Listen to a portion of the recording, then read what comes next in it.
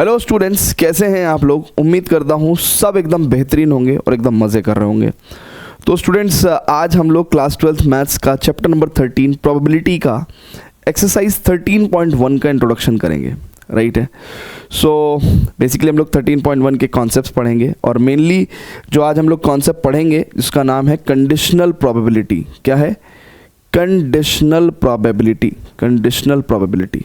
ठीक है बच्चों। अच्छा बच्चों, प्रोबेबिलिटी एक ऐसा चैप्टर है, खासकर प्रोबेबिलिटी और 11वीं क्लास में परमुटेशन एंड कॉम्बिनेशन, ये सब ऐसे चैप्टर्स हैं जहाँ पे आप क्वेश्चन को पढ़ने के बाद एक लाइन भी लिखना आपके लिए बड़ा ही मतलब जो है चैलेंजिंग हो जाता है कि आप सॉल्यूशन में लिखें क्या, क्योंकि जब तक क्वेश्चन समझ में नहीं आएगा आप एक लाइन नहीं लिख सकते। राइट है। ऐसा मैथमेटिक्स में अदर चैप्टर्स में नहीं होता, आप एक दो लाइन तो लिख ही देते हो। तो प्रोबेबिलिटी में क्वेश्चन की अंडरस्टैंडिंग बहुत ज़्यादा इंपॉर्टेंट है और ये अंडरस्टैंडिंग हम लोग जितने ज़्यादा क्वेश्चंस करते हैं उतना ज़्यादा अंडरस्टैंडिंग बढ़ती है। ठीक है। तो क्योंकि ये जो चैप्टर है ये 10वीं क्लास में पहली बार इंट्रोड्यूस होता है, फिर 11वीं क्लास में एक चैप्टर इसका प्रोबेबिलिटी का है और फिर 12वीं क्लास में है। हमको बेसिकली अगर देखें तो 10वीं क्लास की जो प्रोबेबिलिटी है वहाँ से ज्ञान शुरू करना है। यानी कि प्रोबेबिलिटी अगर किसी बंदे को आनी चाहिए तो पहले 10th की आनी चाहिए, फिर 11th की आनी चाहिए, फिर उसको 12th की आनी चाहिए। राइट। अगर उसको 10th 11th की नहीं आती तो उसको 12th की भी नहीं आ रही है, ये समझ लो आप। ठीक है। सो हम लोग क्या करेंगे आज इस इंट्रोडक्शन को, क्योंकि चैप्टर स्टार्ट हो रहा है तो पहले हम लोग थोड़ी सी 10th की प्रोबेबिलिटी रिकॉल करेंगे कि क्या पढ़ा था हमने 10th क्लास में। फिर हम लोग थोड़ी सी 11th की प्रोबेबिलिटी को रिकॉल करेंगे कि हमने 11th क्लास में क्या पढ़ा था। राइट। एंड देन उसके बाद जो है हम लोग जो है 12th की जो प्रोबेबिलिटी है, यानी कि ये जो एक्सरसाइज है उसका जो टॉपिक है कंडीशनल प्रोबेबिलिटी, सो हम लोग कंडीशनल प्रोबेबिलिटी पढ़ेंगे। ठीक है। एंड देन फिर मैं कुछ क्वेश्चंस आपके साथ सॉल्व करूंगा। आपको देखना है कि सर कैसे रीड कर रहे हैं, सर की अप्रोच क्या है क्वेश्चन को सॉल्व करने की, और by the end of the lecture आप इतने परफेक्ट हो जाएगा कि ये एक्सरसाइज की जो क्वेश्चन जब आप खुद से सॉल्व करने लगोगे आपको हार्डली 2-4 क्वेश्चन में प्रॉब्लम आएगी, बाकी किसी क्वेश्चन में प्रॉब्लम नहीं आएगी। ठीक है। तो आइए स्टार्ट करते हैं। तो सबसे पहले तो थोड़ा सा 10th और 11th की प्रोबेबिलिटी के लिए मैं कभी भी प्रोबेबिलिटी पढ़ाता हूँ तो इन दो क्वेश्चंस के साथ पढ़ाता हूँ। ठीक है ना। सो लेट्स से एक क्वेश्चन लिया हमने, बेसिकली बहुत ही सिंपल सा। A coin is tossed twice. Right. एक सिक्का हमने 2 बार उछाला। This is a random experiment. अब देखो सिक्का उछाला हमने, राइट। अब हमें नहीं पता कि हेड आएगा कि टेल आएगा। ठीक है। फिर उछालेंगे, फिर नहीं पता कि हेड आएगा टेल आएगा। तो ऐसे दुनिया में जो भी एक्सपेरिमेंट है जिसके आउटकम को हम प्रिडिक्ट नहीं कर सकते, ऐसे सारे experiments are called as random experiment. Physics वाले जो एक्सपेरिमेंट होते हैं वो रैंडम एक्सपेरिमेंट नहीं होते। उसमें अपने को पता है कि यार ये रीडिंग जो है वो 6 से 9 के बीच में आएगी। राइट। लेकिन यहाँ पे नोबडी कैन प्रिडिक्ट कि भैया हेड आएगा कि टेल आएगा। Nobody can predict. ठीक है। So a coin is tossed twice, तो इसको बोलते हैं अपन रैंडम एक्सपेरिमेंट। ये क्या है बच्चों? ये हम क्या कर रहे हैं? ये हम रैंडम एक्सपेरिमेंट कर रहे हैं। जब हम लोग कभी रैंडम एक्सपेरिमेंट करते हैं तो रैंडम एक्सपेरिमेंट से क्या होता है, देखिए अब सिक्का जब हमने उछाला 2 बार तो पहली बार या तो हेड आ सकता है, राइट। फिर दूसरी बार हेड आएगा, या पहली बार हेड दूसरी बार टेल आ सकता है, पहली बार टेल दूसरी बार हेड आ सकता है, या पहली बार टेल दूसरी बार टेल आ सकता है। यानी कि यही तमाम पॉसिबिलिटीज़ हो सकती हैं एक सिक्के को जब हम लोग 2 बार उछालेंगे। ठीक है। अब यही तमाम पॉसिबिलिटी हो सकती हैं, तो कहते हैं कि जब एक रैंडम एक्सपेरिमेंट करते हैं तो उसके बाद the set of all possible outcomes is called as sample space. So random experiment करने के बाद जो आउटकम्स आते हैं, ऑल पॉसिबल आउटकम्स का जो सेट होता है उसको अपन क्या बोलते हैं? सैंपल स्पेस बोलते हैं। इसको हम लोग क्या बोलते हैं बच्चों? सैंपल स्पेस बोलते हैं। ठीक है। तो ये सैंपल स्पेस पहली बार हम लोग 11वीं क्लास में पढ़ाते हैं बच्चों को कि सैंपल स्पेस क्या होता है। तो sample space is nothing but set of all the possible outcomes is called as sample space. ठीक है। Now consider an event E. अब एक इवेंट ई लेते हैं और इवेंट ई कहता है कि भैया एटलीस्ट 1 हेड कम्स। तो ई इवेंट तब कंसिडर किया जाएगा कि भैया ई इवेंट घटित हुआ कब? कम से कम 1 हेड आया हो।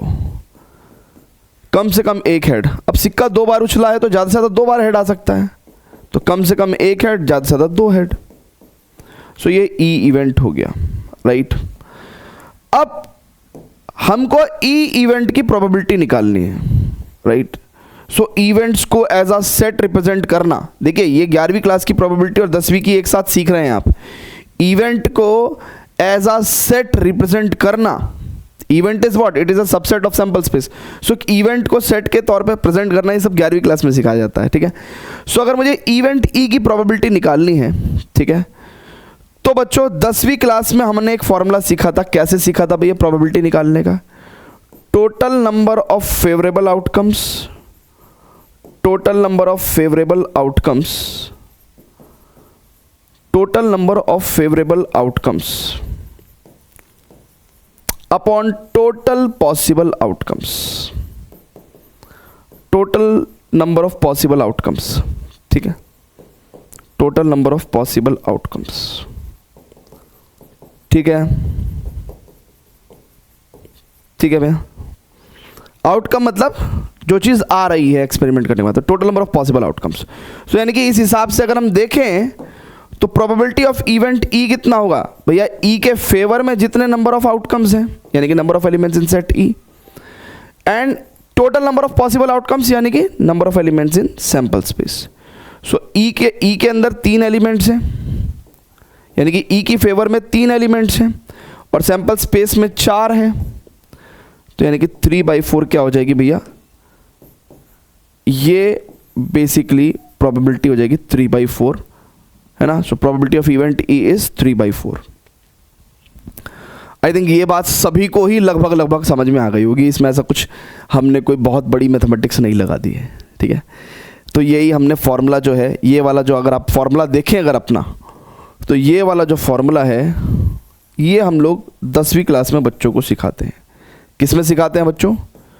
क्लास 10th में, ठीक है, हम लोग ये फॉर्मूला सिखाते हैं। Total number of favourable outcomes upon total number of possible outcomes, ठीक है। क्लियर है क्या? यहां तक सभी को सब बात क्लियर है क्या? अब बहुत ही ध्यान से समझेंगे। अब मैं थोड़ा सा ट्विस्ट करने जा रहा हूं ना। क्या करने जा रहा हूं? ट्विस्ट, ठीक है। मैं क्या करने जा रहा हूं? ट्विस्ट करने जा रहा हूं, ट्विस्ट, ट्विस्ट, है ना। सो आपको ये तो पता चल ही गया ना कि रैंडम एक्सपेरिमेंट क्या होता है, ठीक है ना, और सैंपल स्पेस क्या होता है, ठीक है। इसको मैं हटा रहा हूं। अब देखना ट्विस्ट क्या होने वाला है, ट्विस्ट क्या होने वाला है, ट्विस्ट क्या होने वाला है, ठीक है। जरा देखिएगा ट्विस्ट क्या होने वाला है। नाउ बच्चों, मन के सच्चों, ट्विस्ट ये हो रहा है कि मैंने ये क्वेश्चन इधर भी छाप दिया, ठीक है। नाउ अब मैं सिक्के के अंदर थोड़ा सा फेर बदल कर रहा हूं, ठीक है। सिक्के के अंदर थोड़ा सा फेर बदल रहा हूं। देखिए 2 तरीके के सिक्के हो सकते हैं। एक तो फेयर सिक्का, फेयर सिक्का मतलब एक फेयर कॉइन अगर मैं लेता हूं, ठीक है, अगर मैं एक फेयर कॉइन लेता हूं, फेयर कॉइन कैसा होता है? जिसमें हेड और टेल के आने की प्रोबेबिलिटी बिल्कुल इक्वल होती है। बेसिकली फेयर सिक्का कैसा होगा बच्चों? फेयर सिक्का कैसा होगा? जिसमें हेड की और टेल की आने की प्रोबेबिलिटी इक्वल होगी, हाफ हाफ, राइट। और इस केस में जो है, मैं जो सिक्का ले रहा हूं वो थोड़ा अनफेयर ले रहा हूं, अनफेयर ले रहा हूं, यानी कि सिक्का फेयर नहीं है। कुछ तो गड़बड़ है सिक्के के अंदर, कोई तो जादू टोटका तुम करा के लाए हो सिक्के के अंदर। यानी कि ऐसे में हेड और टेल के आने की प्रोबेबिलिटी इक्वल नहीं होती। लेट्स से हेड की प्रोबेबिलिटी थोड़ी आने की ज़्यादा है ना। ये क्वेश्चंस में गिवन होता है, राइट। अगर कभी भी अनफेयर होता है तो क्वेश्चन में गिवन होगा। तो हेड और टेल की प्रोबेबिलिटी लेट्स से अलग अलग है, ठीक है। अब उस केस में अगर मैंने सिक्का बदल दिया, यानी कि देखिए सिर्फ सिक्का बदलने से अब इवेंट ई की प्रोबेबिलिटी यहां तो सही है पर यहां गलत हो गई। क्यों गलत हो गई? क्योंकि 10वीं क्लास में जो आपने फॉर्मूला पढ़ा था ये अनफेयर कंडीशंस में अप्लाई नहीं होता है। ये अनफेयर कंडीशन में अप्लाई नहीं होता है। तो यानी कि जो 10वीं क्लास में आपने फॉर्मूला पढ़ा था ये अनफेयर कंडीशन में अप्लाई नहीं होता है, ये आपको जानना बहुत ज़रूरी है। अदरवाइज आप प्रोबेबिलिटी का सबसे जो बेसिक कॉन्सेप्ट है उसी को ही समझने में गलती कर रहे हैं और आपके क्वेश्चंस गलत होंगे। देखिए, जो 10वीं क्लास का फॉर्मूला होता है वो बेसिकली कहाँ लगता है, वो लगता है इक्वली लाइकली आउटकम्स। अब ये वाली बात कहाँ समझाई है हमने, ये भी हमने क्लास 11th में आपको सिखाई है, इक्वली लाइकली आउटकम्स। देखिए, सैंपल स्पेस के अंदर जितने भी आपके आउटकम्स होते हैं आप उनकी प्रोबेबिलिटी चेक करिए। देखिए, हाफ एच की प्रोबेबिलिटी हाफ एंड दूसरा एच की प्रोबेबिलिटी भी half, so half into half 1/4। ऐसे यहाँ पे भी 1/4, ऐसे यहाँ पे भी 1/4 और ऐसे यहाँ पे भी 1/4। अगर आप बहुत ही ध्यान से देखें तो सैंपल स्पेस के अंदर जितने भी पॉसिबल आउटकम्स हैं सभी की प्रोबेबिलिटी क्या है, इक्वल है। यानी कि सभी आउटकम्स के आने के चांसेस क्या हैं, इक्वल हैं। यानी कि इन आउटकम्स को हम लोग क्या बोलते हैं, इक्वली लाइकली आउटकम्स। सो जो 10वीं क्लास में जो आपने फॉर्मूला पढ़ा था वो number of favourable outcomes upon total number of possible outcomes, ये फॉर्मूला कहाँ लगता है, ये लगता है सिर्फ और सिर्फ इक्वली लाइकली आउटकम्स के केस में।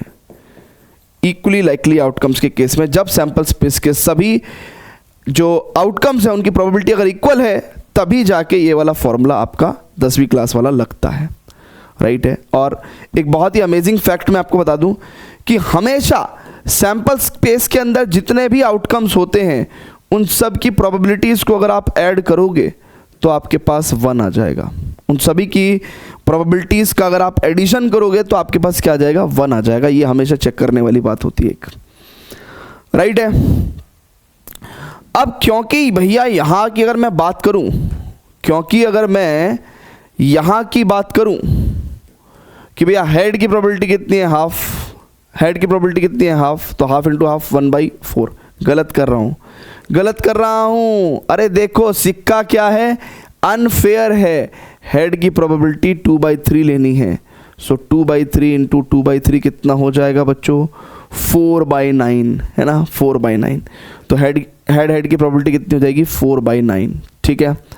ऐसी हेड टेल की 2/3 इंटू 1/3 तो यानी कि 2/9, यानी कि 2/9, ठीक है, ठीक है। ऐसी टेल हेड की भी 2/9 और टेल की यानी कि 1/3 इंटू 1/3 1/9। यहां पे अगर आपको साफ साफ दिख रहा है तो इस सभी आउटकम्स की प्रोबेबिलिटी क्या है, अलग अलग है। सो अनइक्वली लाइकली आउटकम्स। सो जब भी अनइक्वल लाइकली आउटकम्स हैं तो यानी कि 10वीं क्लास का फॉर्मूला आप नहीं लगा पाओगे, ठीक है। और इत्तेफाक की बात यह भी है कि सैंपल स्पेस के जो जितने भी आउटकम्स हैं, ये इत्तेफाक की बात नहीं है, ये हमेशा की बात है कि सैंपल स्पेस के जितने भी आउटकम्स होते हैं उन सब की प्रोबेबिलिटीज का सम कितना होता है बच्चों, 1 होता है। आप यहाँ पे भी चेक कर सकते हैं, यहाँ पे भी ये वाला फैक्ट चेक कर सकते हैं, बट ये वाला फैक्ट पे चेक करना अभी हमारा उद्देश्य नहीं है। हमारा उद्देश्य है प्रोबेबिलिटी ऑफ इवेंट ई निकालना, क्योंकि अभी तो ये गलत है। सो ऐसे केस में प्रोबेबिलिटी कैसे निकालते हैं जब अनइक्वल प्रोबेबल आउटकम्स होते हैं, तो इसको बोलते हैं हम लोग एक्सियोमेटिक अप्रोच। और एक्सियोमेटिक अप्रोच हमने कहाँ सीखी है बच्चों, 11वीं क्लास में सीखी है। 11वीं क्लास में, सर 11वीं क्लास में तो हमें होश ही नहीं था, लेकिन धन्य हैं आप हमें 11वीं क्लास की प्रोबेबिलिटी पढ़ा रहे हैं। सो अगर अब हमें इस ई इवेंट की प्रोबेबिलिटी चाहिए तो मुझे क्या करना पड़ेगा, ई इवेंट के अंदर जितने भी आउटकम्स हैं उन सब की प्रोबेबिलिटीज़ को एक एक करके मुझे ऐड करना पड़ेगा। उन सब की प्रोबेबिलिटीज़ को मुझे एक एक करके ऐड करना पड़ेगा। चेक कर लो, this is called as axiomatic approach. This is called as axiomatic approach, right. This is called as axiomatic approach, axiomatic approach, ठीक है, ठीक है। सो अब देखिएगा बच्चों बहुत ध्यान से, प्रोबेबिलिटी ऑफ इवेंट ई जो है इसमें एच टी की प्रोबेबिलिटी कितनी थी, देखिए एच टी की प्रोबेबिलिटी 2/9, ठीक है। टी एच की प्रोबेबिलिटी कितनी है, 2/9, ठीक है। And probability of H H कितना है भैया, 4/9, ठीक है। तो 9 एलसीएम ले लिया तो 2 + 2 + 4 दैट इज 8/9 जो है भैया वो हमारा आंसर आ गया है। 8/9 हमारा आंसर आ गया है। ठीक है भैया, क्लियर है क्या? सो ऐसे करके अब हमने प्रोबेबिलिटी निकाली है। Now this is the correct answer. तो ऐसे करके हम लोग क्या करते हैं, प्रोबेबिलिटीज निकालते हैं। ये प्रोबेबिलिटी पे बिल्कुल मतलब ये प्रोबेबिलिटी की ABCD है। ये दो क्वेश्चन जिसको समझ में आ गया उसको ये पता चल गया कि एग्जैक्टली प्रोबेबिलिटी में किन किन बातों का हमें ध्यान रखना होता है। कब हम लोग प्रोबेबिलिटी में 10वीं क्लास वाला फॉर्मूला लगाते हैं और कब हम लोग 11वीं वाला लगाते हैं, तो ये आपको पता होना चाहिए। और मैं आपको हर क्वेश्चन में ये चीज़ रिमाइंड करके भी चलूंगा कि हम लोग कब कैसी प्रोबेबिलिटी निकाल रहे हैं। तो फटाफट से इसको नोट करिएगा। Okay, pause the video, note it down बच्चों। नाउ अब हम लोग पढ़ेंगे कंडीशनल प्रोबेबिलिटी। क्या पढ़ेंगे बच्चों? Conditional probability. अब बहुत ध्यान से देखना। सो कंडीशनल प्रोबेबिलिटी यानी कि देखिए 10वीं 11वीं की प्रोबेबिलिटी अपन पढ़ चुके हैं, ठीक है। अब हम लोग पढ़ेंगे 12वीं की प्रोबेबिलिटी यानी कि conditional probability. Conditional, right. Anjali ने देव को छोड़ दिया क्योंकि देव के पास पैसे नहीं थे। अंजलि, तुम मुझे छोड़ के इसलिए जा रही हो ना क्योंकि आज मेरे पास पैसे नहीं है, पर एक दिन देखना अंजलि, मेरे पास बहुत पैसे होंगे पर तुम नहीं होगी अंजलि। उस दिन मैं पैसे होने के बावजूद भी गरीब रहूँगा अंजलि। सो कंडीशन है ना, आप समझ रहे हो कि अंजलि ने देव को पैसे की वजह से छोड़ दिया, यानी कि कंडीशन है, ठीक है। सो यहाँ पे भी प्रोबेबिलिटी में कुछ ना कुछ कंडीशन है, ठीक है। आप समझ रहे हो, कंडीशनल प्रोबेबिलिटी यानी कि probability when there is a condition. अब कंडीशन क्या है? कंडीशन ये है भैया, कहते हैं कि अगर कोई ए इवेंट की प्रोबेबिलिटी हम निकालना चाह रहे थे तो कल तक हम सिर्फ एक इवेंट की प्रोबेबिलिटी निकालते थे, कोई कंडीशन नहीं होती थी। लेकिन आज कंडीशन है कि हम ए इवेंट की प्रोबेबिलिटी निकाल रहे हैं। कब?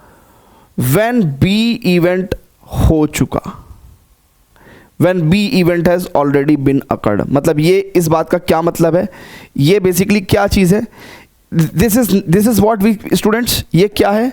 सो ये एक एक्सप्रेशन है जिसका मतलब है कि probability of event A, probability of event A given that event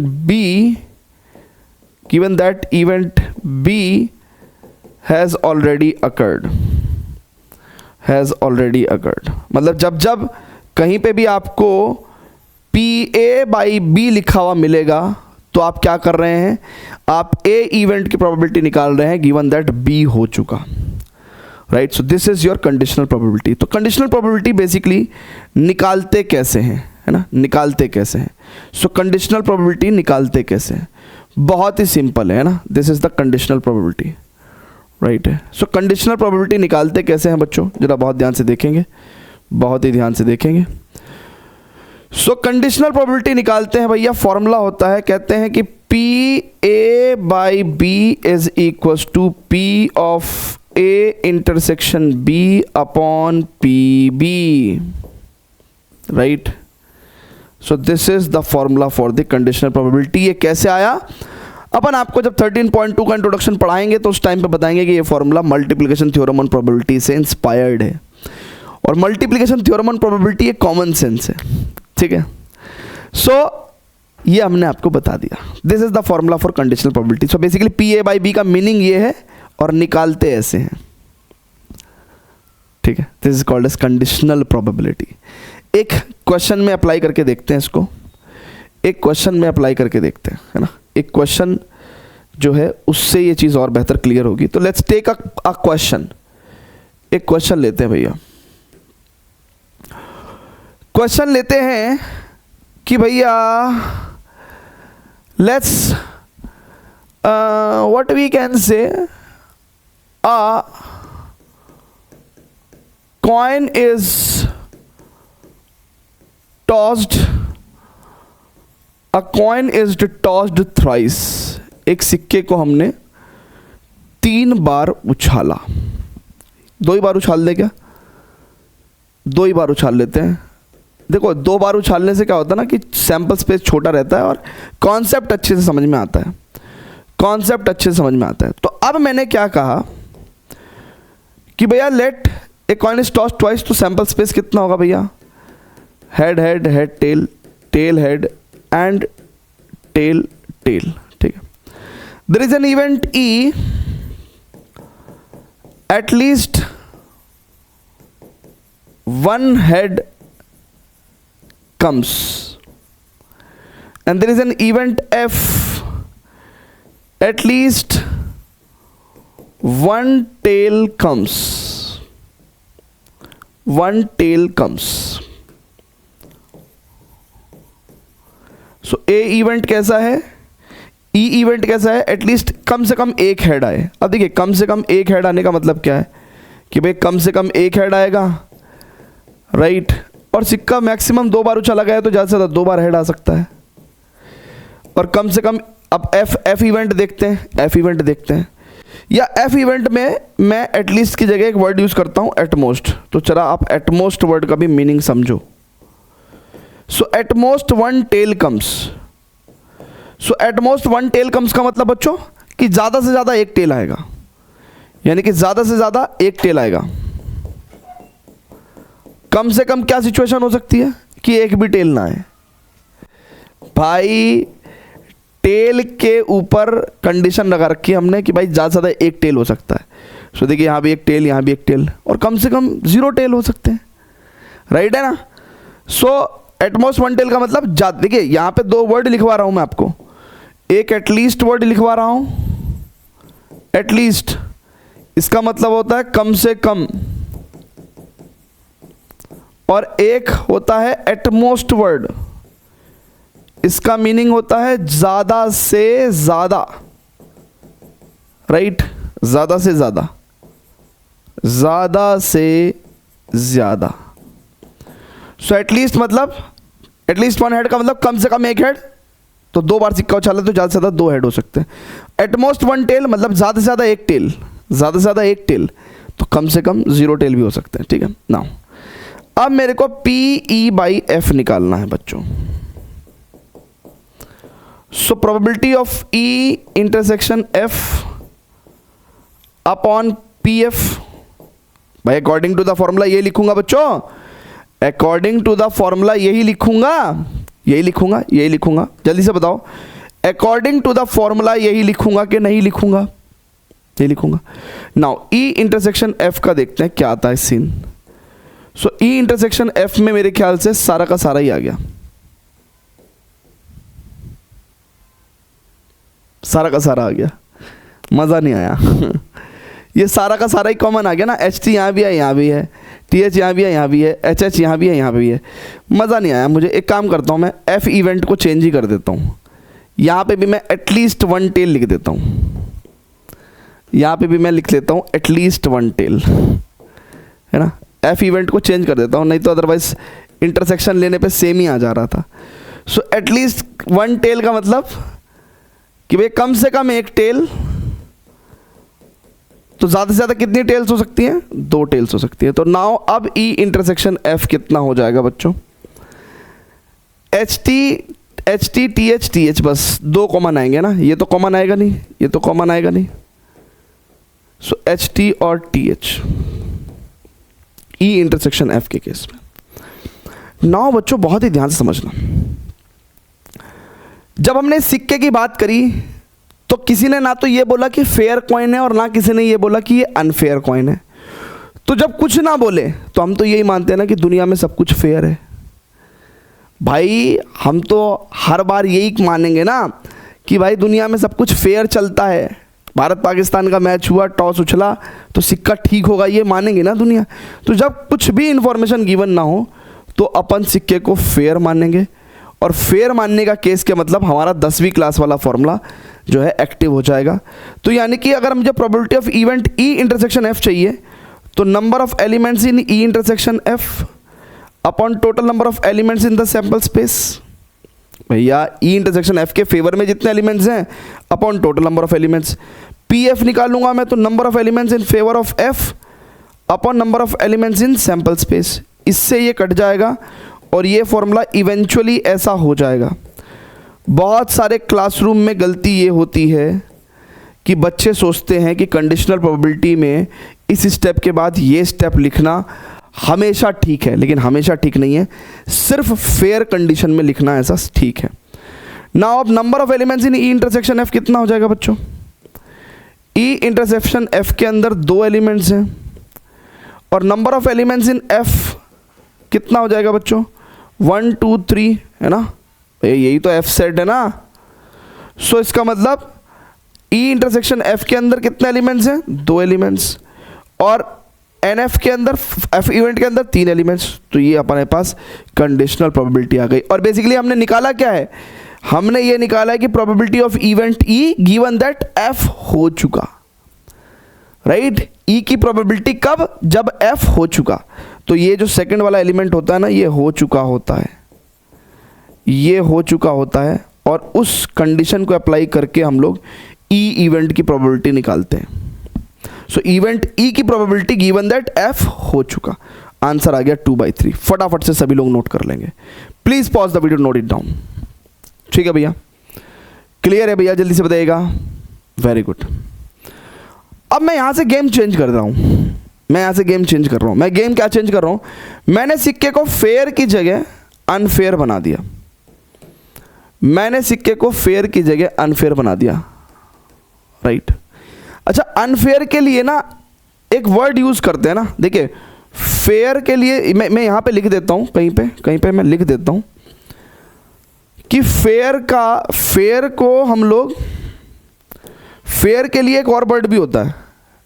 fair के लिए एक वर्ड यूज करते हैं अनबायस्ड, यानी कि ऐसा सिक्का जो किसी भी एक तरफ बायस्ड नहीं है, हेड या टेल की तरफ वो पक्षपात नहीं कर रहा है।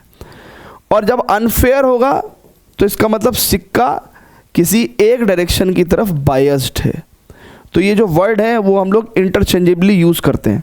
सो अगर कहीं अनफेयर लिखा है या बायस्ड लिखा है तो आप घबराएं नहीं, बायस्ड भी अनफेयर की जगह ही यूज़ होता है, ठीक है।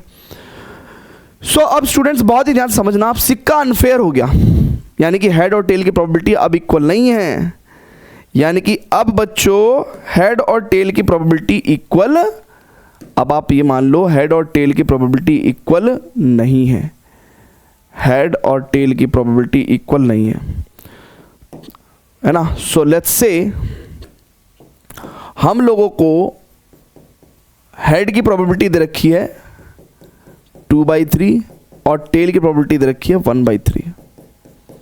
ऐसा मान के चलो हेड और टेल की प्रोबेबिलिटी दे रखी है, क्योंकि सिक्का अब अनफेयर है तो हेड और टेल की प्रोबेबिलिटी इक्वल नहीं होगी।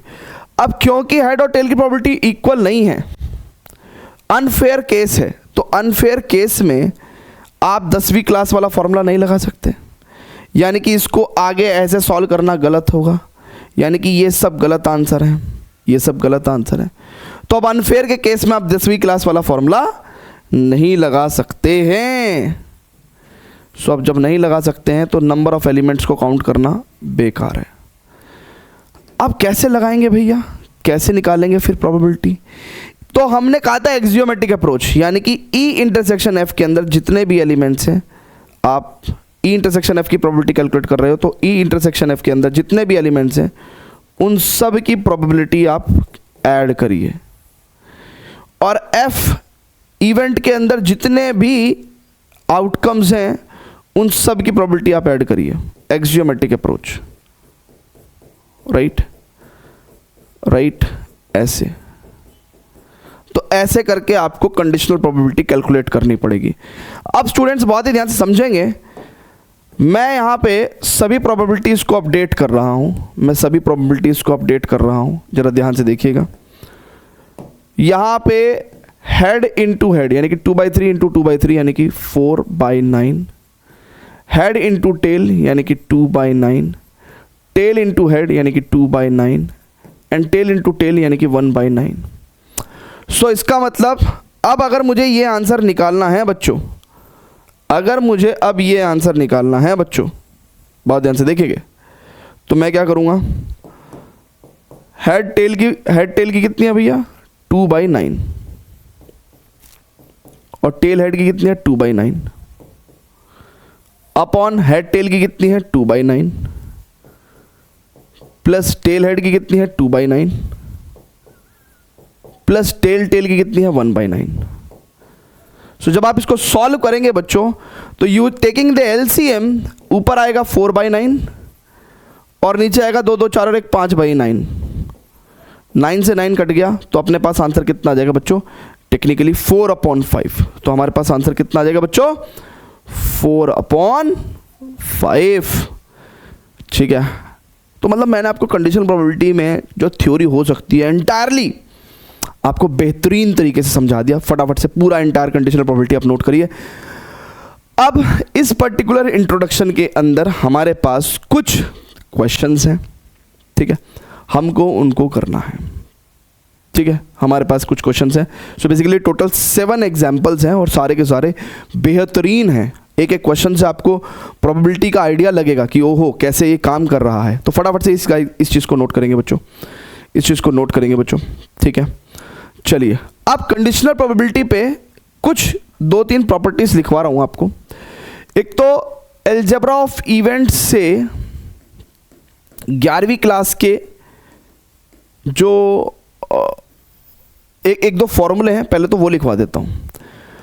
पहला फॉर्मूला होता है कि भैया कभी भी एक कॉम्प्लीमेंट इवेंट होता है E0, तो उसकी प्रोबेबिलिटी हम लोग 1 - PE करके निकालते हैं, राइट। दूसरा probability of A union B is equal to probability of A plus probability of B minus probability of A intersection B, right. Clear है क्या? Minus probability of A intersection B। Okay, now बच्चों बहुत ही ध्यान से देखेंगे, बहुत ही ध्यान से देखेंगे क्या कि दिस इज, ये तो 2 इंपॉर्टेंट फॉर्मूले हो गए। अब कंडीशनल प्रोबेबिलिटी पे के सेंस में इन फॉर्मूलों को कैसे लिखवाएंगे। कंडीशनल प्रोबेबिलिटी के सेंस में ये फॉर्मूले, ऊपर वाले जो फॉर्मूले हैं, ये कैसे लिखे जाएंगे। सो पहला तो अगर किसी इवेंट के कॉम्प्लीमेंट यानी कि E0 की प्रोबेबिलिटी चाहिए गिवन दैट F हो चुका, तो it will be 1 - probability of E given that F हो चुका। दूसरा probability of A union B given that F हो चुका is equal to probability of A given that F हो चुका plus probability of B given that F हो चुका minus probability of A intersection B given that F हो चुका। सो ये एक दूसरा इवेंट, दूसरी कंडीशनल प्रोबेबिलिटी की हमने आपको प्रॉपर्टी लिखवा दी, राइट। तो बिल्कुल यही सेम वाला जो फॉर्मूला है उसी को हमने रेप्लिकेट कर दिया, है ना, in the terms of conditional probability. Now तीसरा केस कि किसी भी इवेंट की प्रोबेबिलिटी गिवन दैट वो इवेंट हो चुका तो डेफिनेटली 1 होगी, और सैंपल स्पेस की प्रोबेबिलिटी ना हमेशा 1 होती है, क्योंकि सारे आउटकम्स तो होते ही हैं सैंपल स्पेस में। तो आप एक्सपेरिमेंट करोगे तो कोई तो आउटकम आएगा ही ना सैंपल स्पेस से। तो सैंपल स्पेस की जो प्रोबेबिलिटी होती है वो हमेशा 1 होती है गिवन दैट कोई इवेंट हो चुका या नहीं हो चुका। ठीक है, क्लियर है क्या? हालांकि मैं आपको बता दूं कि यहाँ पे ही हम लोग इस चीज़ को अगर अपडेट कर देते तो सैंपल स्पेस की प्रोबेबिलिटी हमेशा 1 होती है, राइट। सैंपल स्पेस की प्रोबेबिलिटी हमेशा 1 होती है। And probability of empty event 0 होती है, ठीक है। एम्प्टी इवेंट, तो कभी एम्प्टी इवेंट आएगा आपके पास, है ना, तो मैं आपको बताऊंगा, ठीक है। क्लियर है क्या भैया? चलिए तो फटाफट से ये वाली बात भी नोट कर लीजिए। अब हम लोग करेंगे एक एक करके एग्जाम्पल्स, ठीक है। एनसीईआरटी एग्जाम्पल्स करेंगे, मजा आएगा, ठीक है। फटाफट से नोट करिए, please pause the video, note it now. चलो जी स्टूडेंट्स, तो पहला ही एग्जाम्पल है, ये तो बेचारा बेबी एग्जाम्पल है। बेबी बेबी बेबी बेबी ओ यहाँ बेबी। सो PA/B पूछा है आपसे। ओहो, इतना भारी सवाल, 7 करोड़ रुपए का लिए आपके लिए पहला सवाल।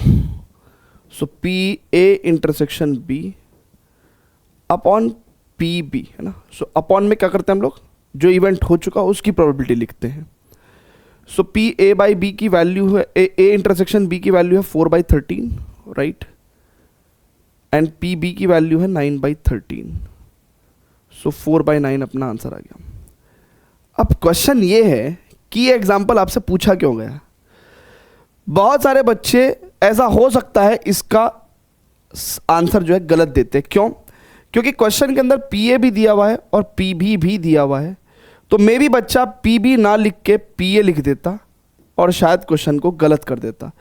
तो कई बार जो एग्जामिनर है वो आपको क्वेश्चन इसलिए नहीं देता कि आपका पेपर है, आपको पेपर देना है और आपको नंबर लाने हैं। कई बार उसका गेम खेलने का भी मन होता है ना, तो इसलिए आपको डेटा कन्फ्यूजन के लिए एक्स्ट्रा दिया हो सकता है किसी भी क्वेश्चन में। बट हमें अपॉन में कौन सी प्रोबेबिलिटी लिखनी होती है, जिस जो इवेंट हो चुका एंड न्यूमरेटर में ए इंटरसेक्शन बी की प्रोबेबिलिटी। जरा चेक करिएगा। अच्छा, आंसर नहीं दिया हुआ है but still 4/9 is the correct answer. ठीक है, ओके चले नेक्स्ट क्वेश्चन पे प्रोसीड करेंगे। चले, very good. Example number 2।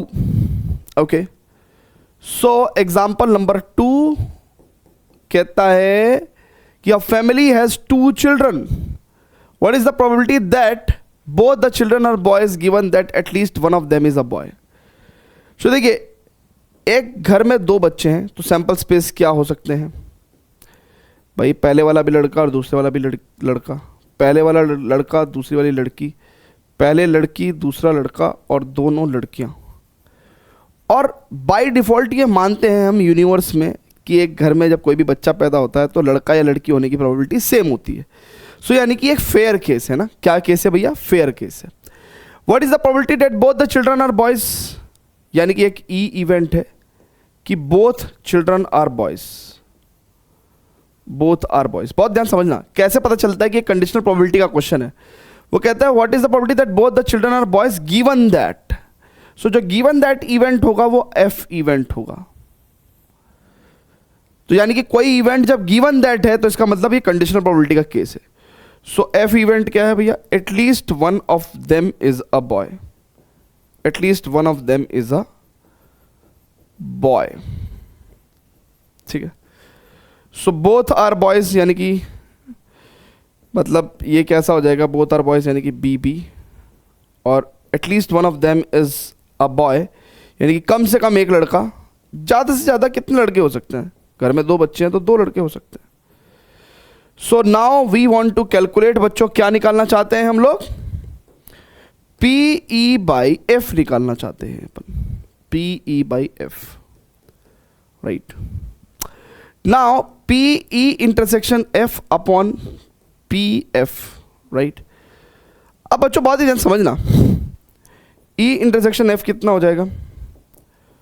So only B B is common, B B, it's not Bhuvan Bam, it's boy boy, right, it's not B B. So अब बच्चों बहुत ही ध्यान समझेंगे। द क्वेश्चन इज कि ये फेयर केस है। फेयर केस में हम लोग क्या कर सकते हैं? 10वीं क्लास वाला फॉर्मूला लगा सकते हैं, number of elements in E intersection F upon number of elements in sample space. ये इसकी प्रोबेबिलिटी हो गई। इसकी probability number of elements in F upon number of elements in sample space. ये कट ही जाता है, तो यानी कि अगली बार मैं डायरेक्ट ये भी फेयर केस के अंदर मैं कंडीशनल प्रोबेबिलिटी को फर्दर इस तरीके से लिख के दिखा सकता हूँ आगे directly. So number of elements in E intersection F is तो 1 भैया, number of elements in E intersection F is only 1 and number of elements in F is 3. So E intersection F के अंदर एक एलिमेंट है और F set के अंदर 3 element है, so 1/3. So PE by F is 1/3. So the probability that both the children are boys given that at least one of them is a boy is 1/3. ठीक है, आ रहा है भाई? आपको क्वेश्चन समझ में आ रहा है? आ रहा है क्या? जल्दी से बता दीजिए या ओके। चलते हैं, इसको नोट भी, अच्छा नोट भी करते चला करो है ना। देखिए, जब आप सीख रहे हैं यानी कि जब आप इंट्रोडक्शन लेक्चर देखते हो तब आप क्वेश्चन का सॉल्यूशन नोट कर लिया करो, क्वेश्चन की भी थोड़ी जानकारी नोट कर लिया करो, राइट। जब लेकिन आप एक्सरसाइज कर रहे हो तब आप नोट करने से पहले, मेरे क्वेश्चन को सॉल्व करने से पहले वीडियो को पॉज करके अपना खुद का भी क्वेश्चन सॉल्व करने की कोशिश किया करो। सो थोड़ा सा एक्टिव पार्टिसिपेशन करोगे ना तो लर्निंग में मज़ा आएगा। अदरवाइज चुपचाप ऐसे ही मुख दर्शक होकर देखते रहोगे तो कोई फ़ायदा नहीं है ना उससे। चलिए, बढ़िया क्वेश्चन है, देखते हैं। कहता है 10 कार्ड्स नंबर्ड, 10 कार्ड्स हैं भैया, एंड उस पर जो नंबरिंग कर रहे हैं हम लोग 1 to 10 are placed in a box. तो भैया अपने पास एक बॉक्स है और हमने उसके अंदर कुछ इस तरह के 10 कार्ड्स जो हैं वो बेसिकली नंबरिंग करके 1 2 3 4 करके और अप टू अपने हमने 10 कार्ड्स इसके अंदर डाल रखे हैं, मिक्सड अप थोरोली, और हमने इसको मिक्सड कर दिया ना, बिल्कुल मिक्स कर दिया हमने। And then one card is drawn randomly. देखिए जब भी ये वर्ड यूज करेगा ना, one card is drawn randomly, तो रेंडमली का मतलब क्या हुआ कि किसी भी नंबर के आने की, देखिए पहली बात तो सैंपल स्पेस को समझने की कोशिश करिए। अगर कोई भी कार्ड निकालेगा तो सैंपल स्पेस के अंदर कितने आउटकम्स होंगे भैया? ये कार्ड पे 1 नंबर भी हो सकता है, 2 नंबर भी हो सकता है, ये कार्ड पे 3 नंबर भी हो सकता है, 4 भी हो सकता है, 5 भी हो सकता है, 6 भी हो सकता है, 7 भी हो सकता है, 8 भी हो सकता है, 9 भी हो सकता है, 10 भी हो सकता है। यानी कि इस कार्ड पे कोई भी नंबर हो सकता है, और हर नंबर की प्रोबेबिलिटी कितनी होगी बच्चों? ये फील करने वाली बात है, ये लिखने की जरूरत नहीं है आपको, कॉपी पे सॉल्यूशन में ये सब लिखने की जरूरत नहीं है, तो मैं आपको फील कराने के लिए बोल रहा हूँ। किसी भी कार्ड के आने की प्रोबेबिलिटी कितनी होगी? 1/10।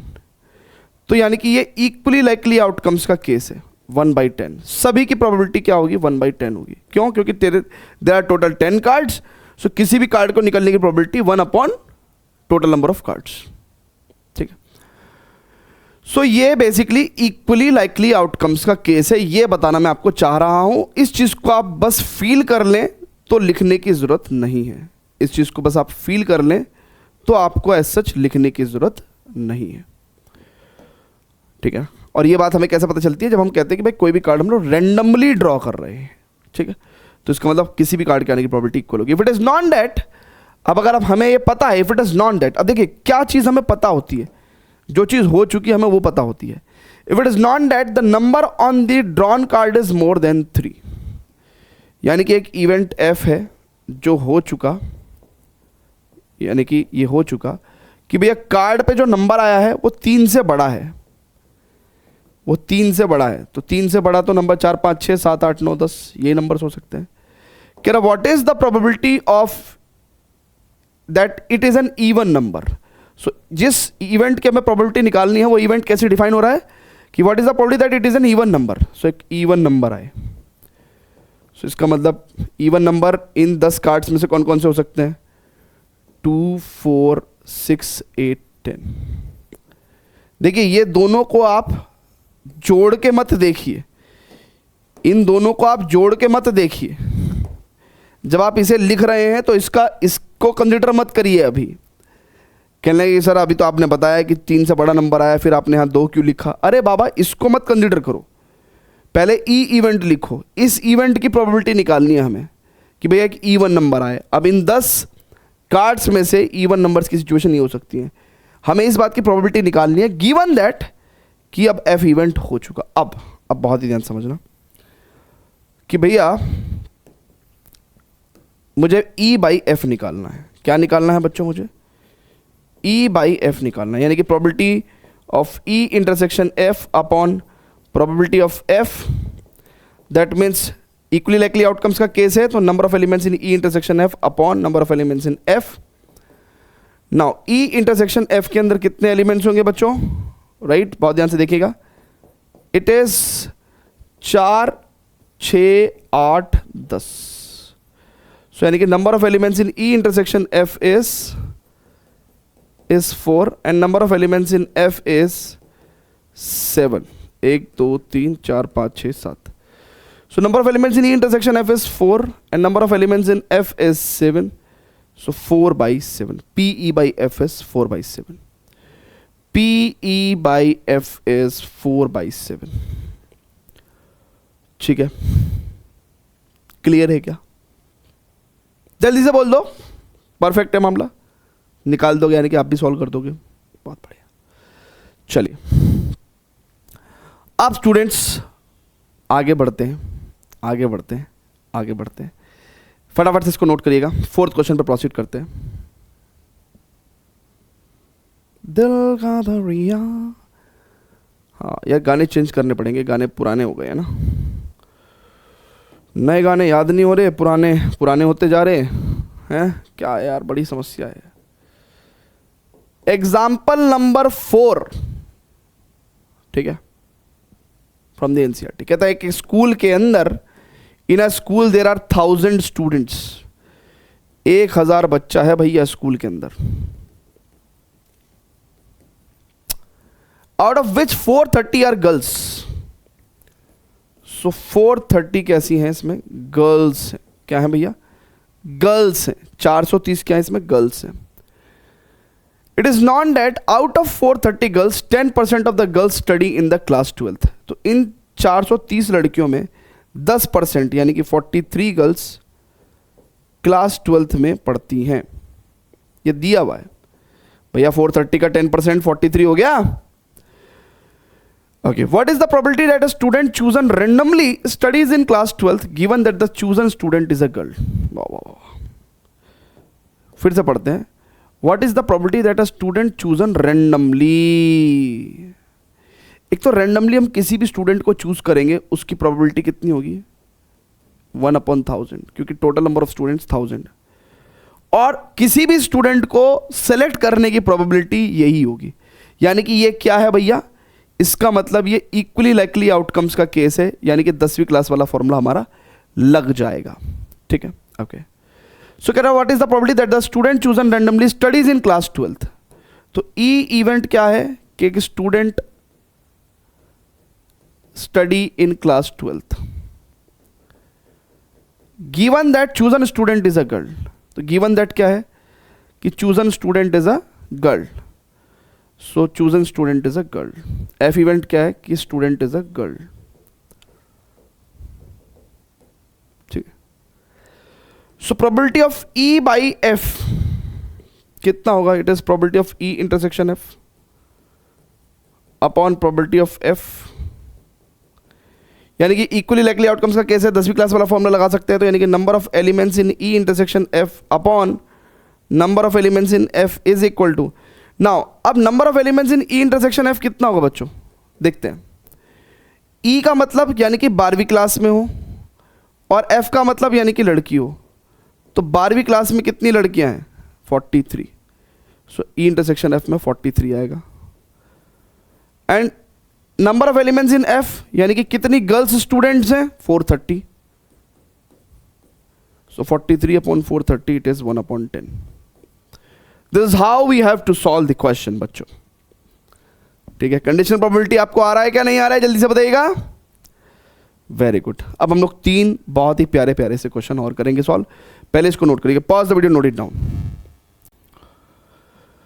चलिए स्टूडेंट्स, तो एग्जाम्पल नंबर 5 को देखते हैं ना। एग्जाम्पल नंबर 5 को देखते हैं। एग्जाम्पल नंबर 5 को देखते हैं। कहता है अ डाई इज थ्रोन 3 टाइम्स। ओहो हो, डाई को अगर आप 3 बार फेंक दोगे तो आप समझ रहे हो सैंपल स्पेस आप लिख नहीं पाओगे भाई साहब। कैसे नहीं लिख पाओगे, देखो यहां पे भी कोई से भी 6 आउटकम्स आ सकते हैं, यहां पे भी कोई से भी 6 आउटकम्स आ सकते हैं, और यहां पे भी 6 से कोई से भी 6 आउटकम्स आ जाते हैं। तो यानी कि total number of elements in the sample space कितना हो जाएगा भैया, 216। यानी कि 216 ऑर्डर्ड ट्रिपलेट्स आपको लिखने पड़ेंगे। लेकिन हर बार हमें सैंपल स्पेस लिखने की जरूरत नहीं होती। डाई फेयर है ये दिमाग में मान के चलो, क्योंकि कुछ भी गिवन नहीं है तो हम लोग डाई को फेयर मान के चलेंगे। ठीक है। Now events A and B are defined as below. Event E क्या है भैया, ए क्या है event, 4 on the third throw. 4 on the third throw. So 4 on the third throw का मतलब क्या हुआ बच्चों, अगर हम लोग बात करें तो ये फिक्स है मामला, लेकिन यहां पे एनी 6 एलिमेंट्स आ सकते हैं, और यहां पे भी कोई से भी 6 एलिमेंट्स आ सकते हैं। ये वाला तो फिक्स है मामला भैया, यहां पे तो 4 आ गया, फिक्स है, 4 ऑन द थर्ड थ्रो। तो यानी कि number of elements in set ए कितना हो जाएगा, इट इज 6 × 6 × 1 यानी कि 36। क्यों, क्योंकि तीसरे प्लेस पे तो 4 फिक्स है ना, कुछ चेंज नहीं होगा। ठीक है, ओके। नाउ इवेंट बी की बात करते हैं। कह रहा 6 ऑन द फर्स्ट है ना, 6 on the first and 5 on the second throw. So ये तो फिक्स है, यानी कि तीसरे प्लेस पे, क्योंकि डाई को 3 बार उछाला ना, तो यहाँ पे एनी 6 आ सकते हैं। So number of elements in set B भी कितना हो जाएगा, यहाँ फिक्स है, यानी कि एक ही वे में फिल कर सकते हैं। यहाँ पे भी 5 फिक्स है, एक ही वे में फिल कर सकते हैं, लेकिन यहाँ पे कोई से भी 6 नंबर आ सकते हैं। तो 6 number of outcomes in the set B. ठीक है, कहता है फाइंड द प्रोबेबिलिटी ऑफ, कहता है फाइंड द प्रोबेबिलिटी ऑफ, अब बच्चों बहुत ही ध्यान समझना, find the probability of, question को देखना बहुत ही ध्यान से, बहुत ही ध्यान से। Find the probability of event A given that B has already occurred, यानी कि कंडीशनल प्रोबेबिलिटी पूछ रहा है आपसे, मतलब P A intersection B upon P B, right है बच्चों। ठीक है, इसका मतलब क्या है बच्चों कि ए इंटरसेक्शन बी, अच्छा क्योंकि डाई फेयर है, 3 बार उछाल रहे हैं, डाई फेयर है, इक्वली लाइकली आउटकम्स का केस होगा, फेयर डाई के केस में इक्वली लाइकली आउटकम का केस होगा। यानी कि अब अगर हम लोग यहां पे बात करते हैं तो हम number of elements in A intersection B upon number of elements in B की बात कर सकते हैं। ठीक है, अब बच्चों बहुत ही ध्यान समझना, इसको निकालने के लिए मुझे 2 एंट्रीज चाहिए, number of elements in A intersection B और number of elements in B. Number of elements in B का तो मुझे आइडिया है, लेकिन number of elements in A intersection B का आइडिया मुझे नहीं है। अब देखिए बच्चों, सबसे पहले बात करते हैं कि ए इंटरसेक्शन बी दिखेगा कैसे। देखिए ए इंटरसेक्शन बी का मतलब क्या है भैया, ए की बात सच होनी है। ए कहता है 4 है थर्ड थ्रो पे, तो थर्ड थ्रो पे 4 लेके आओ, इसको फिक्स कर दो। फिर बी की बात भी सच होनी है, ए इंटरसेक्शन बी में ए और बी दोनों की बात सच होती है, तो बी कहता है 6 पहले थ्रो पे और 5 सेकंड थ्रो पे, ये भी फिक्स है।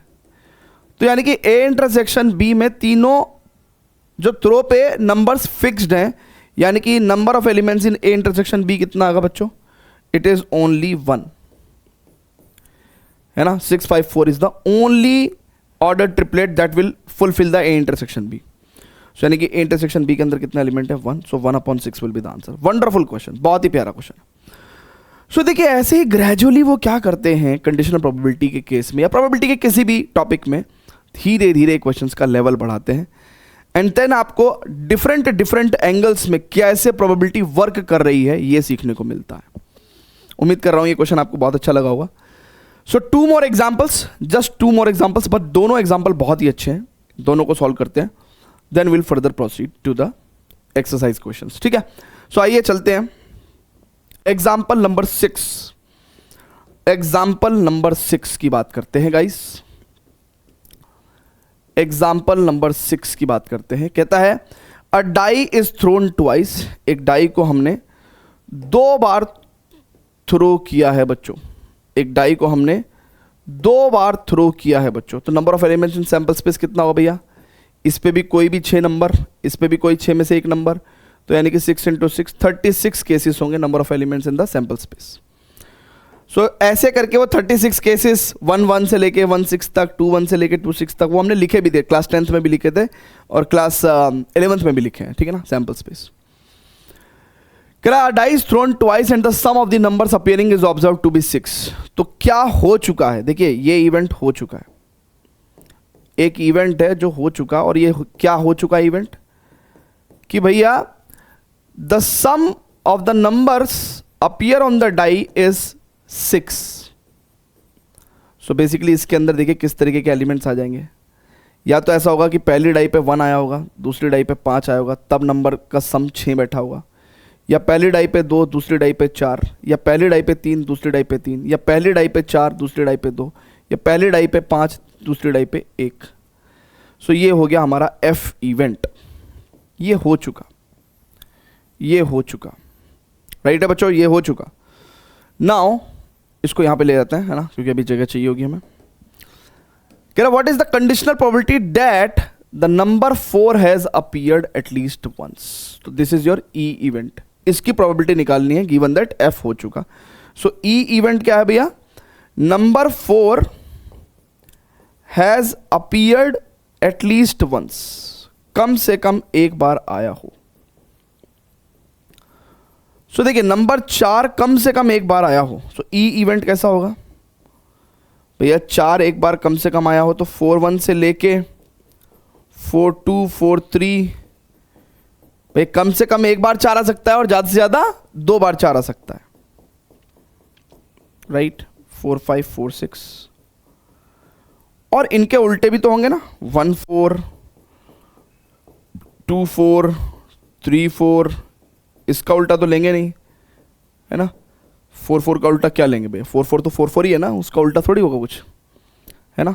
6-4, भाई 4-4 तो एक ही पॉसिबल आउटकम है ना, जब 2 डाई को हम उछाल रहे हैं, ठीक है। सो ये वो आउटकम्स हैं जहां पे 4 कम से कम एक बार आया हो और ज़्यादा से ज़्यादा 2 बार आ सकता है, ठीक है। अब स्टूडेंट्स हमसे पूछा गया है probability of E by F, यानी कि probability of event E given that F हो चुका। तो इसका मतलब probability of E intersection F upon probability of F. अच्छा, डाई फेयर है तो we can write number of elements in E intersection F upon number of elements in F. ना अगर आप बहुत ही ध्यान से देखें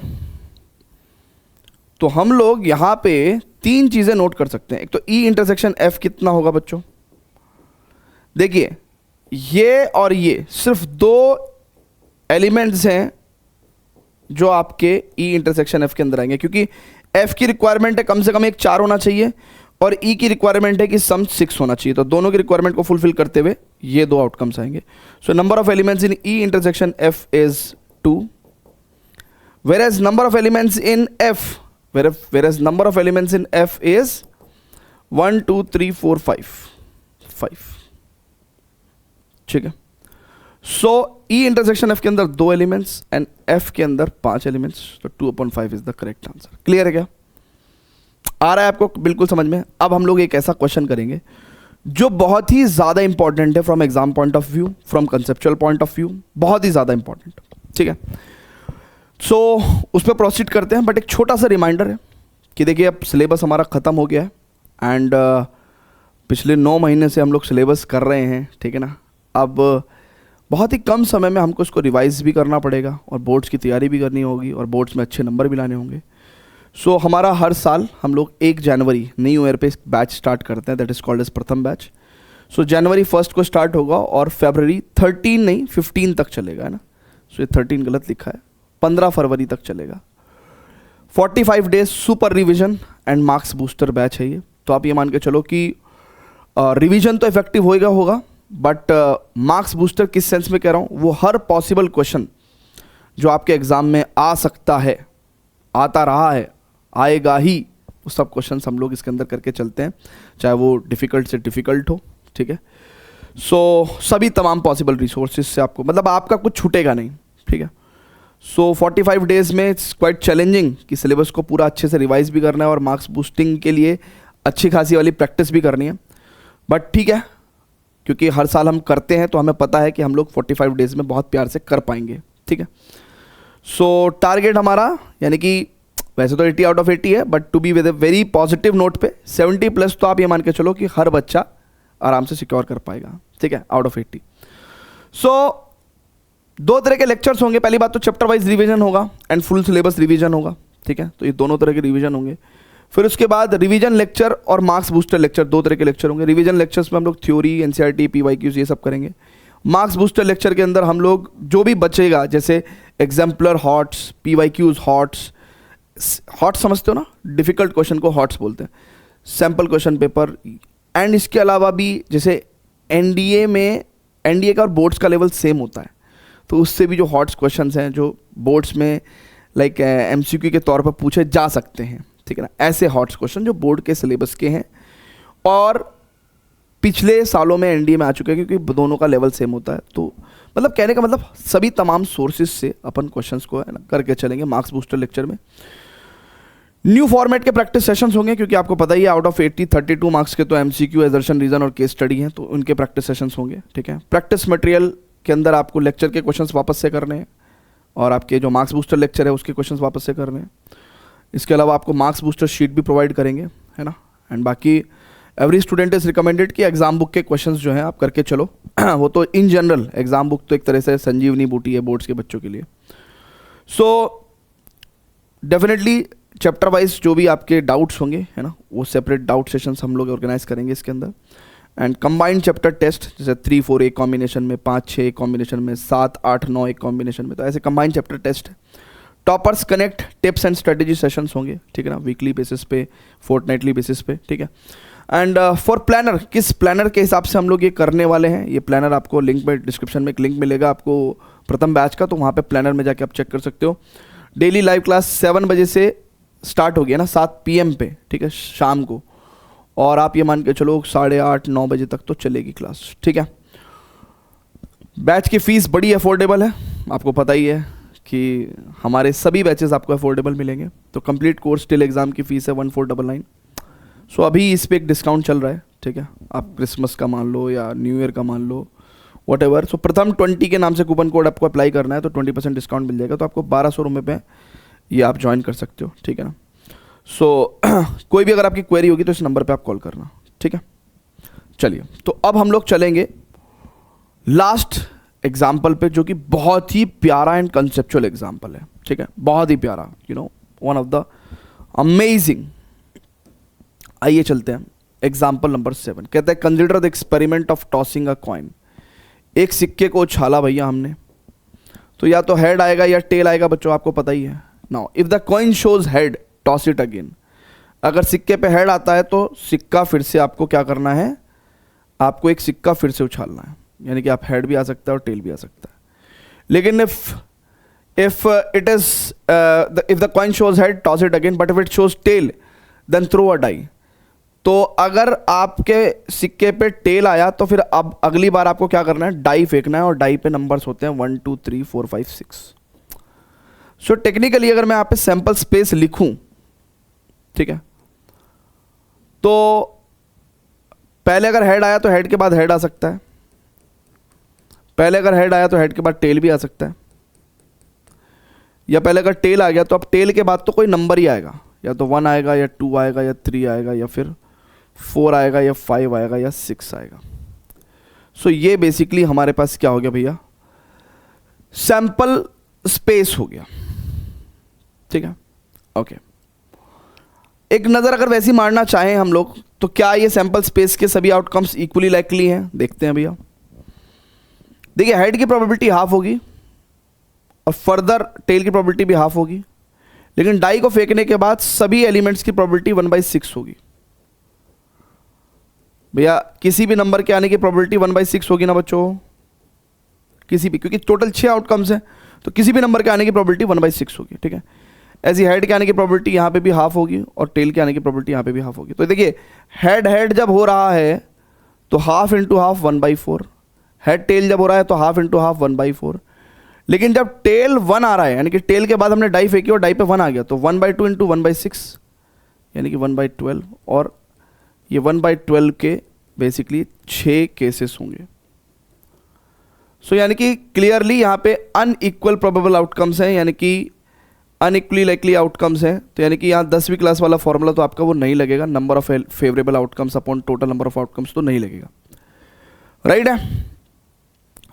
अब आगे चलते हैं, बात करते हैं। वो कहता है कि find the conditional probability of the event the die shows a number greater than 4। तो यानी कि ई इवेंट क्या है, डाई पे नंबर ग्रेटर देन 4 आ जाए, मतलब डाई पे अगर 4 से बड़ा नंबर चाहिए तो डाई पे यानी कि 5 नंबर आएगा या 6 नंबर आएगा। सो this is your E event. Given that, अब जो गिवन दैट इवेंट होता है आपको पता ही है वो क्या होता है, एफ इवेंट होता है। So there is at least 1 tail, तो कम से कम एक टेल हो। सो कम से कम एक टेल का मतलब क्या है बच्चों, भैया देखिए ना, यहां पे कम से कम एक टेल होगा, राइट। तो यानी कि HT और T1 से लेके T2, T3, T4, T5, T6, कम से कम एक टेल अगर है तो यानी कि आप F इवेंट की बात कर रहे हैं। नाउ अगर बच्चों, अगर आप बहुत ही ध्यान से देखेंगे तो PE/F is nothing but probability of E intersection F upon PF, right. अच्छा, क्योंकि यहाँ पे number of elements in intersection F upon number of elements in F नहीं लगेगा तो मैं यहाँ पे नहीं लिख रहा हूँ।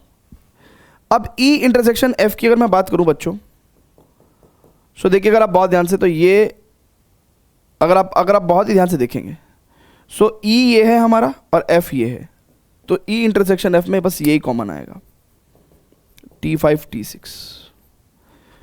सो अगर आप probability of E intersection F upon P F की बात कर रहे हैं, तो ई इंटरसेक्शन एफ के अंदर दो एलिमेंट्स हैं, तो यानी कि इन दोनों की प्रोबेबिलिटी अपन ऐड करेंगे अपॉन प्रोबेबिलिटी ऑफ एफ। ना प्रोबेबिलिटी ऑफ एफ कितना होगा भैया, हर एलिमेंट की प्रोबेबिलिटी को ऐड करना पड़ेगा। So it is probability of H T plus probability of T1 से लेके T6 तक। हालांकि मैंने ऐसे लिखा है, लेकिन आप सारे के सारे आउटकम्स लिखेंगे। मैंने T1 से लेके T6 तक डॉट डॉट डॉट करके लिख दिया, लेकिन आप सारे लिखेंगे।